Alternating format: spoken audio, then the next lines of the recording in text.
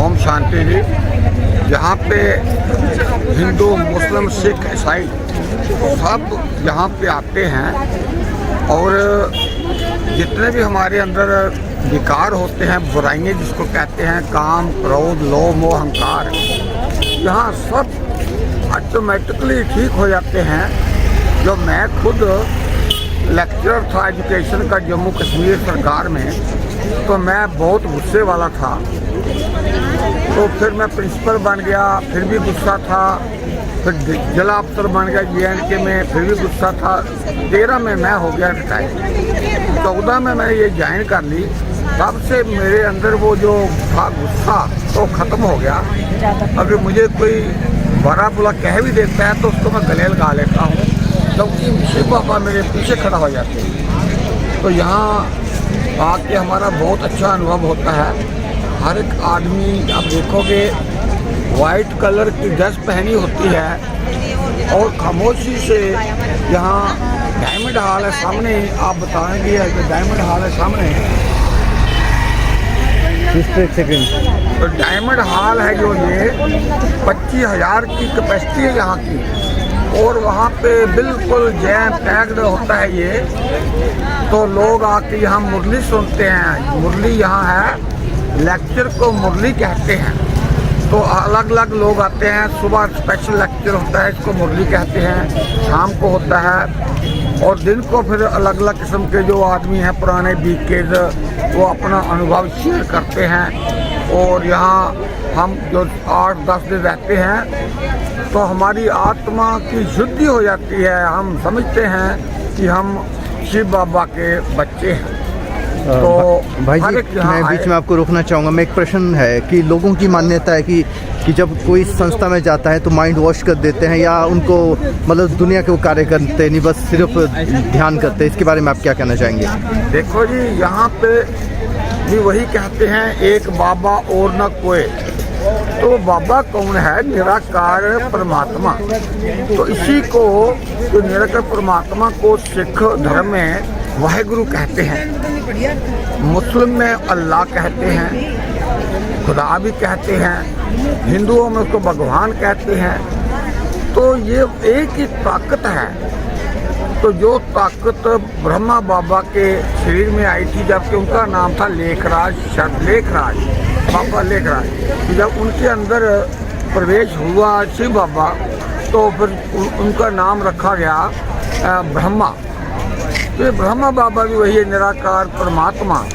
ब्रह्मा बाबा अपने आप में जो करना है, हम कहते हैं कि उनको जब देखते हैं साथ हम निराकार शक्ति को भी देखते हैं। ज्योति बिंदु, जहाँ जहाँ ब्रह्मा बाबा का फोटो होता है उसके ऊपर एक लाइट होती है सफ़ेद रंग की, तो वो है निराकार परमात्मा शिव। तो उससे हम ध्यान लगाते हैं, अच्छाइयों को ग्रहण करते हैं और बुराइयों को छोड़ने का हम प्रण करते हैं, और बहुत हद तक हम बिल्कुल साफ दिल हो जाते हैं। और मैं समझता हूँ कि यहाँ लोगों के रहने का बहुत अच्छा अरेंजमेंट है। जितने लोग भी आएंगे उनको कमरा मिलेगा, एक बेड मिलेगा रहने को, खाने को खाना मिलेगा अच्छा। सुबह 4 बजे यहाँ चाय, काफ़ी और दूध लग जाता है, जितना मर्जी पियो। उसके बाद यहाँ लेक्चर भी हो जाते हैं, और फिर 9 बजे यहाँ पे ब्रेकफास्ट दी जाती है, 9 से 12। फिर 1 से लेके 4 बजे तक दिन का खाना, फिर शाम को 7 बजे से लेके 10 बजे तक रात का खाना। और माहौल है बहुत शांत। इसको अगर हम शांति वन कहें तो वो 100% सही है कि यहाँ शांति बहुत है। हज़ारों की तादाद में लोग यहाँ घूम रहे हैं, आप देख रहे हो, तो घुमाइए। हज़ारों की तादाद में लोग यहाँ घूम रहे हैं, लेकिन आवाज़ बिल्कुल नहीं है। हर एक आदमी परमात्मा की याद में लीन हुआ है और खुश है, और अपनी उसकी आत्मा शांत है। घर का कोई परेशानी नहीं।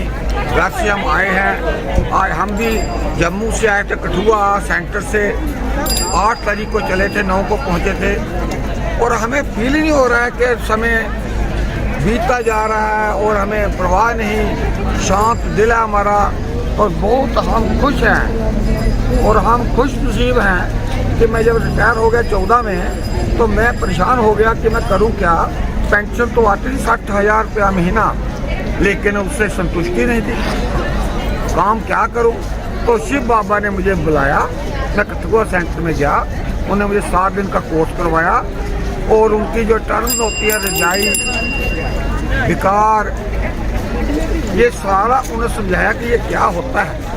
तो जब हमें समझ लग गई तो अब हम वहाँ रोज़ जाते हैं सेंटर में, वहाँ पे मुरली सुनते हैं, योग लगाते हैं। योग क्या है? परमात्मा से हम दृष्टि लगाते हैं और ज्योति बिंदु से, और इसमें हम नीचे ब्रह्मा बाबा देखते हैं जिनके अंदर प्रवेश किया शिव बाबा ने, और इसलिए हम उनको देखते हैं। उसके बाद ऊपर जो होता है ज्योति बिंदु, उसको हम ध्यान से देखते हैं और अपना ध्यान लगाते हैं। तो ये है हमारा शांतिवन आबू रोड।